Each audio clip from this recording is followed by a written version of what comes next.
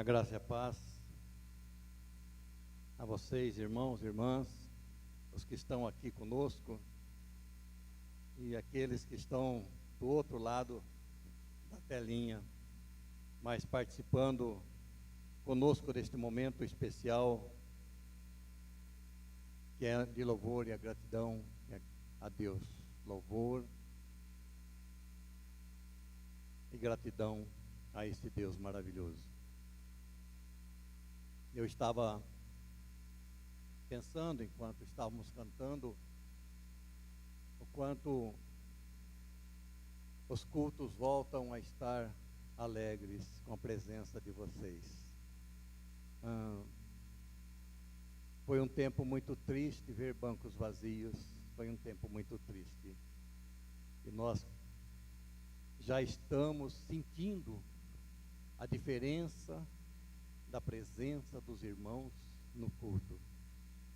Como o culto está agradável, como está gostoso. E vocês que estão conosco pela internet não podem perceber o quanto esse momento aqui nesse local está tão gostoso. Mas eu acredito que também aonde você está aí, você está também sendo muito abençoado, porque o Espírito Santo de Deus que está conosco aqui, está com você aí.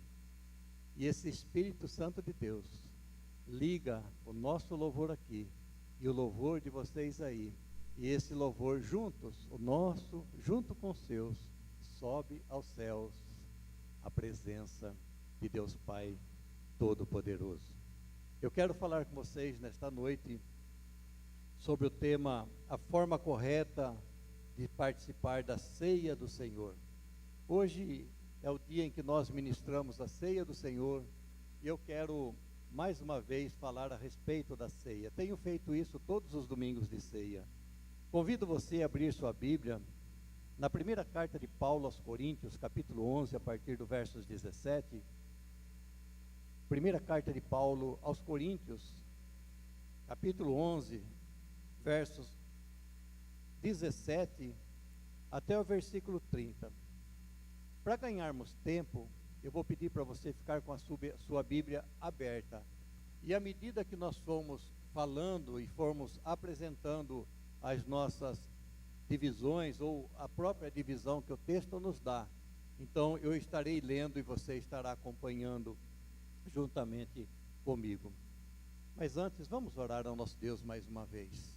Senhor, aplica no nosso coração a Tua palavra, Senhor. Que a Tua palavra possa encontrar, ó Deus, um destino certo em cada coração nesta noite.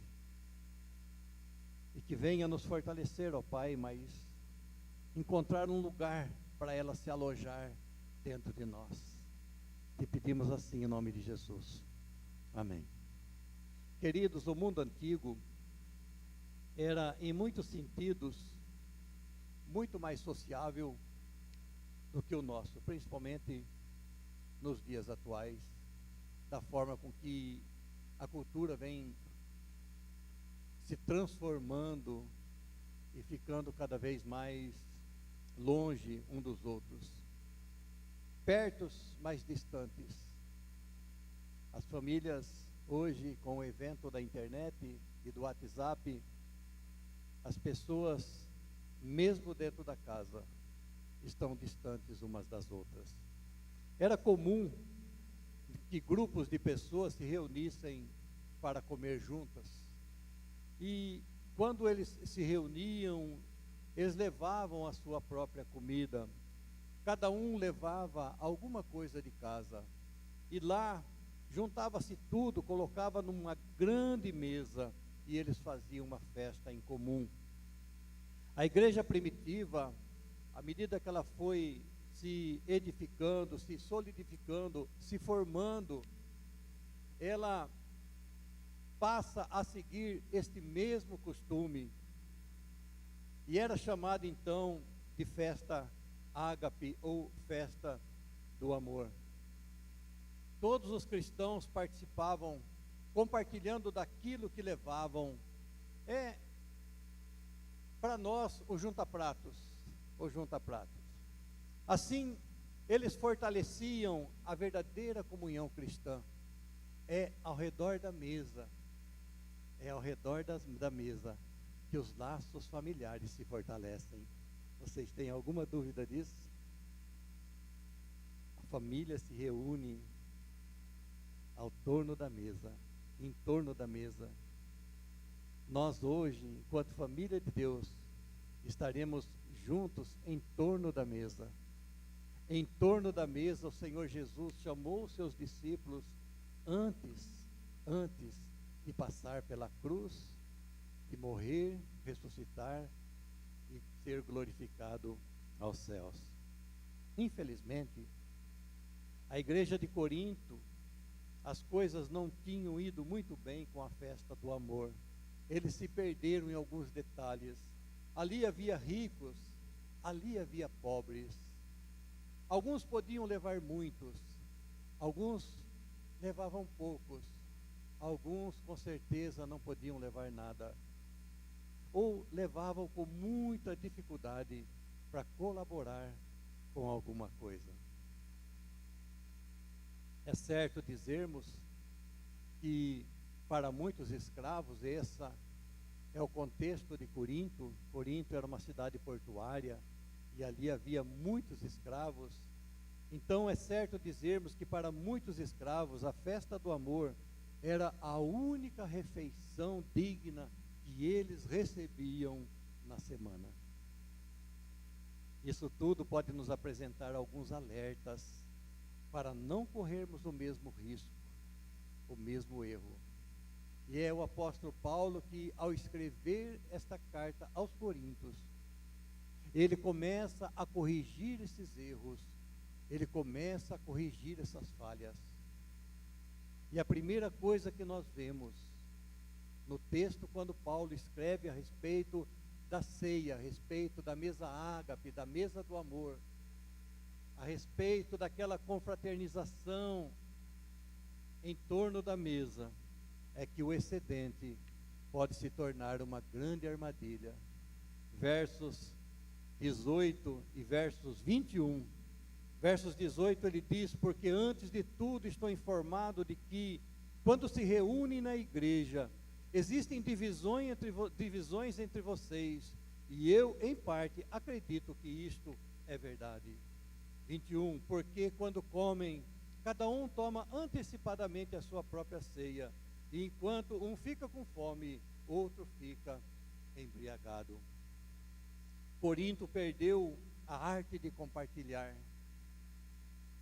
Os ricos não compartilhavam seus mantimentos.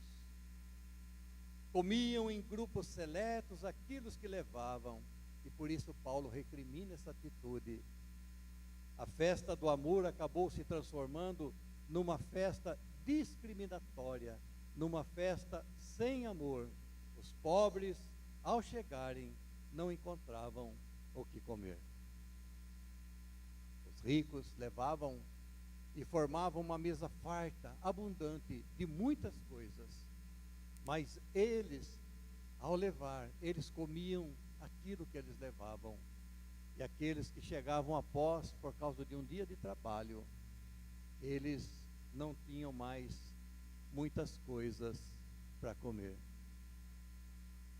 Essa festa acabou se transformando numa festa discriminatória. Quem tem mais, come mais, quem tem menos, come menos, e aquele que tem mais e leva mais, não espera aquele que tem menos para dividir com os que não têm menos aquilo que eles levaram. E isso era uma demonstração de que o Evangelho não havia transformado as pessoas. As diferenças sociais ainda gritavam dentro da igreja. A igreja do Senhor Jesus não pode ter diferenças sociais. Ricos e pobres, em Cristo Jesus, têm o mesmo peso. E nós, enquanto igreja, precisamos nos alertar com isso. Mas há uma segunda coisa que Paulo diz quando escreve aos Coríntios. Ele diz que a atitude egoísta pode destruir a atitude altruísta. Versos 17, 20 e 21 ele diz: mas nisto que agora prescrevo, não posso elogiá-los porque vocês se reúnem não para melhor, e sim para pior. Quando, pois, se reúnem no mesmo lugar, não é a ceia do Senhor que vocês comem, porque quando comem, cada um toma antecipadamente a sua própria ceia, e enquanto um fica com fome, o outro fica embriagado. Eles faziam o certo, mas faziam o certo da maneira errada. Eles tratavam algo sério de maneira leviana. Trouxeram a cultura para dentro da igreja. Trouxeram o mundo para dentro da igreja. Trouxeram a secularização para dentro da igreja. E começaram a ter atitudes dentro da igreja como a atitude do mundo lá fora. Eles erravam criando classes dentro da igreja. Uma igreja em que existem distinções sociais e de classe não é uma verdadeira igreja. A verdadeira igreja é um corpo de homens e mulheres unidos entre si, devido ao fato de estarem unidos em Cristo. Não há distinção entre grupos. Em Cristo, todos se tornam um só corpo. Paulo, o apóstolo, quando escreve aos Gálatas, no capítulo 3, ele diz: pois por meio da fé em Cristo Jesus, todos vocês são filhos de Deus, porque vocês foram batizados para ficarem unidos com Cristo, e assim se revestiram com as qualidades do próprio Cristo. Desse modo, não existe diferença entre judeus e não judeus, entre escravos e pessoas livres, entre homens e mulheres. Todos vocês são um só, por estarem unidos com Cristo Jesus. Quando Paulo escreve a sua carta a Filemão a respeito de Onésimo, ele diz nos versos 15 e 16, nos versos 10 até o 16: portanto, eu lhe faço um pedido em favor de Onésimo. Onésimo quer dizer útil. A palavra Onésimo quer dizer útil. E ele faz aqui um trocadilho com essa palavra. Portanto, eu lhe faço um pedido em favor de Onésimo, que é meu filho por estarmos unidos com Cristo, pois enquanto eu estava na cadeia, tornei-me o pai espiritual dele. Antes ele era inútil, não era Onésimo para você, mas agora ele é útil para você e para mim. Antes ele não era Onésimo, agora ele é Onésimo para mim e para você. Pois agora ele não é mais escravo, porém, muito mais do que isso, é um querido irmão em Cristo. É um querido irmão em Cristo, não é mais escravo, ele é um querido irmão em Cristo. De fato, para mim ele é muito querido, e para você agora ele é mais querido ainda, não só como escravo, mas também como irmão no Senhor. Onésimo era um escravo que pela história, pelo contexto, ele fez alguma coisa para Filemão e ele fugiu. E nessa fuga ele acabou encontrando Paulo e acabou se convertendo a Cristo. E ele acabou se tornando um filho espiritual de Paulo e passou a servir a Paulo. Mas Paulo, olhando para Onésimo, ele pensou: não está certo você ficar comigo, você precisa acertar sua situação, vai limpar o seu passado. Então ele escreve uma carta para Filemão, para que Filemão receba Onésimo não mais como escravo, mas como irmão em Cristo. Por que eu estou dizendo isso? Porque no Senhor Jesus as barreiras sociais caem. A refeição deveria aproximar as pessoas. A refeição cristã deveria ser uma refeição em que as pessoas passassem um longo tempo juntos. Era uma maneira para o fortalecimento da comunhão. Como nós fizemos hoje. Como foi gostosa a comunhão de hoje na casa dos nossos irmãos, o Mauri Júnior, a Valesca, o Márcio e a Jéssica. Como foi gostoso passarmos juntos ali naquele tempo. Como fortalece a comunhão, como fortalece os nossos laços fraternos, como fortalece. A linha entre altruísmo e egoísmo não pode jamais ser misturada. Altruísmo é abnegação, desprendimento.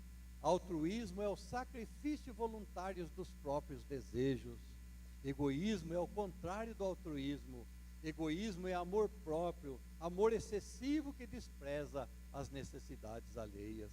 Quando as pessoas desejam manter as coisas somente para si mesmas ou para seu próprio círculo, nem sequer estão começando a ser cristãos.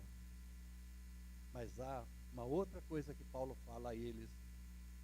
E Paulo vai dizer sobre as atitudes de cada pessoa, e as atitudes destas pessoas expõem quem realmente são. Olha para os versos 18, 19 e 22. Porque, antes de tudo, estou informado de que quando se reúnem na igreja, existem divisões entre vocês, e eu, em parte, acredito que isto é verdade. Agora, olha o que ele diz no versos 19. E é até necessário que haja partidos entre vocês, para que também os aprovados se tornem conhecidos entre vocês. É forte essa palavra. Versos 22. Será que vocês não têm casas onde podem comer e beber? Ou menosprezam a igreja de Deus e envergonham os que nada têm? Que posso dizer a vocês? Devo elogiá-los? Nisto, certamente, diz Paulo, não posso elogiá-los. As divisões são frutos da falta de entendimento do que é ser cristão. Paulo está dizendo que as atitudes de cada um irão demonstrar a quem eles pertencem. As cisões eram frutos de brigas e desentendimentos doutrinários e sociais. Ricos e pobres, judeus e gregos, crentes e falsos crentes, no mesmo ambiente, pode causar divisões se não forem realmente dominados pelo Espírito de Deus. A igreja não está livre de infiltrações. Paulo está dizendo para os crentes ali de Corinto, que descrentes se infiltram na igreja e só podem ser reconhecidos com seu estilo de vida e a sua maneira de fazer as coisas. Se permanecerem no meio, eles causarão rupturas, porque eles estão ali para isso. E isso aconteceu. E nós podemos perceber que isso aconteceu na igreja de Corinto, quando nós lemos a segunda carta. É impressionante notarmos que os crentes de Corinto conseguiram deturpar o culto a Deus em menos de 20 anos de existência do cristianismo. Agora vocês imaginem, mais de 2000 anos, as coisas que a gente percebe nos cultos a Deus, em alguns lugares, não é de se estranhar. Nós estamos há mais de 2000 anos e tudo que vemos acontecer nos cultos chamados de cristãos é fruto da mesma ação, ou seja, a cultura e o egoísmo humano tomando conta das ações da igreja. O alerta é para nós.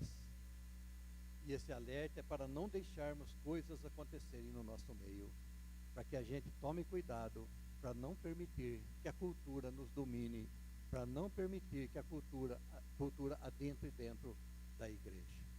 Mas daí Paulo passa a falar a respeito da forma correta de participar da ceia do Senhor. Até aqui ele condenou a atitude dos crentes de Corinto, e agora ele vai passar a dar alguns direcionamentos a respeito da forma correta de participar da ceia do Senhor. E os versos 23 até o 26 ele diz: porque eu recebi do Senhor o que também lhes entreguei, que o Senhor Jesus, na noite em que foi traído, pegou o pão, e tendo dado graças, o partiu e disse: isto é o meu corpo que é dado por vós, façam isto em memória de mim. Do mesmo modo, depois da ceia, pegou também o cálice, dizendo: este cálice é a nova aliança no meu sangue, façam isso todas as vezes que o beberem em memória de mim, porque todas as vezes que comerem este pão e beberem este cálice, vocês anunciam a morte do Senhor até que ele venha.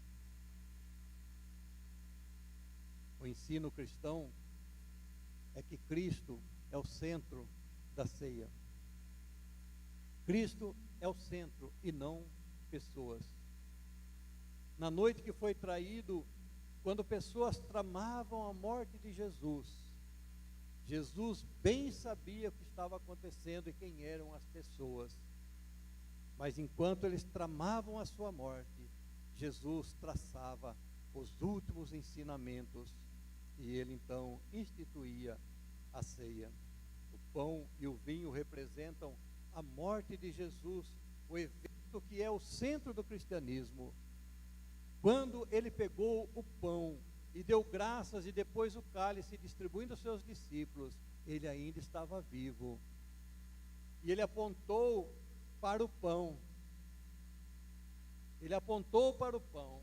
Depois ele apontou para o cálice como símbolo que representava a realidade do seu corpo que seria moído na cruz e o seu sangue derramado em favor dos nossos pecados. Ele quis deixar bem claro o seguinte: este pão e este cálice passam a ser um símbolo do pacto, da nova aliança que custou a minha vida em favor de todos vocês. Não depende mais da habilidade humana em guardar a lei, visto que ninguém pode fazê-lo, mas de receber pela livre graça de Deus oferecida aos que creem. O valor da nova aliança representada na ceia, porque sob essa nova aliança o homem se aproxima de Deus como um filho a seu pai e não como um criminoso perante um juiz. Para este fim, o Senhor Jesus deu a sua vida. Não é apenas uma lembrança vaga, mas é a lembrança da sua pessoa e obra. O valor da ceia não é alguma coisa corriqueira que a igreja faz. Não é uma lembrança vaga, mas de sua pessoa e de sua obra, daquilo que ele fez por mim e por vocês, ali na cruz, para salvar as nossas vidas. Levou sobre si os nossos pecados, anulou a dívida que era nossa e nos deu a salvação. Então, na ceia, nós nos alimentamos espiritualmente pela fé dos benefícios conquistados pelo Senhor Jesus em sua morte e ressurreição.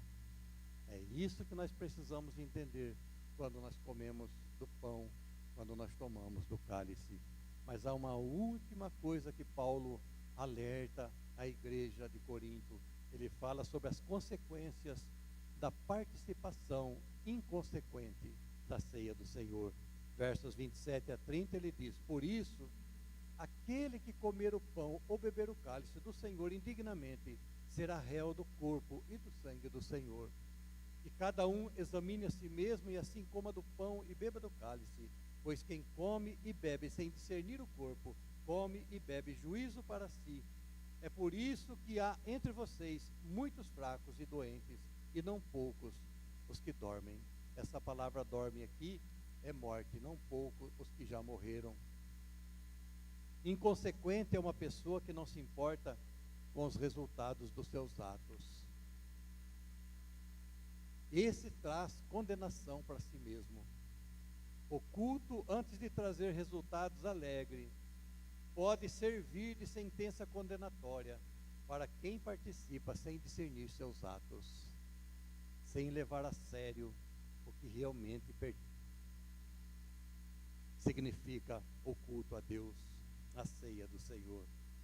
Nas palavras do apóstolo, no verso 17, ele diz: não posso elogiá-los, porque vocês se reúnem não para melhor, e sim para pior. Olhando para o contexto, participar indignamente é participar sem dar o valor devido a algo de tanta importância. Era aquilo que eles estavam fazendo da mesa do Senhor algo sem importância, sem valor nenhum, fazendo da mesa do Senhor alguma coisa comum de comer e beber, de encher a barriga e de se embriagar.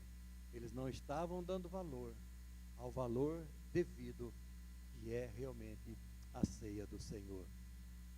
Algumas pessoas em Corinto estavam misturando seus costumes culturais com algo espiritual, trazendo o mundo para dentro da igreja.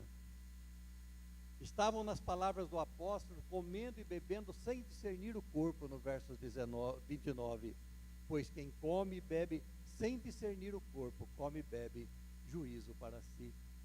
Aquele que participar da ceia cheio de ódio, aquele que participar da ceia com ausência de perdão, aquele que participar da ceia criando intrigas e dividindo o corpo, aquele que participar da ceia fazendo grupos e promovendo rebelião, ao participar da ceia, conforme Paulo está falando aos Coríntios, estão sem entender o que realmente ela significa. É pecado contra Cristo participar da ceia e viver de forma dissoluta, como os ímpios fazem. Por isso, o chamado para examinar a si mesmo. Na ceia nós não examinamos outros. Na ceia nós não examinamos o irmão, a irmã. Na ceia nós examinamos a nós mesmos. E depois participe. Ele não diz examine e não participe porque você é um pecador. Ele não diz isso. Ele diz examine-se cada um e participe da ceia. Esse examinar é aquele momento em que a gente reconhece os erros e confessa-os diante do Senhor. E para nós concluirmos, por que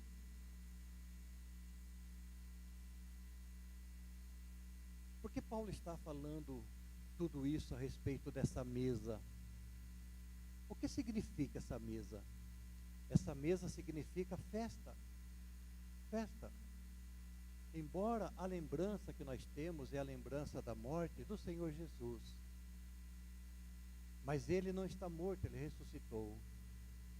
E ela é festa para nós porque ela produz para nós a lembrança de que nós em Cristo somos salvos. Ela é festa para nós porque a reunião dos salvos, daqueles que foram chamados e lavados pelo sangue do Cordeiro, celebrar a ceia é discernir a presença de Cristo entre nós, não fisicamente, mas espiritualmente. O Espírito Santo liga cada um de nós com Cristo no momento da ceia, e Ele conhece cada um de nós e dá a oportunidade de consertar aquilo que precisa ser consertado.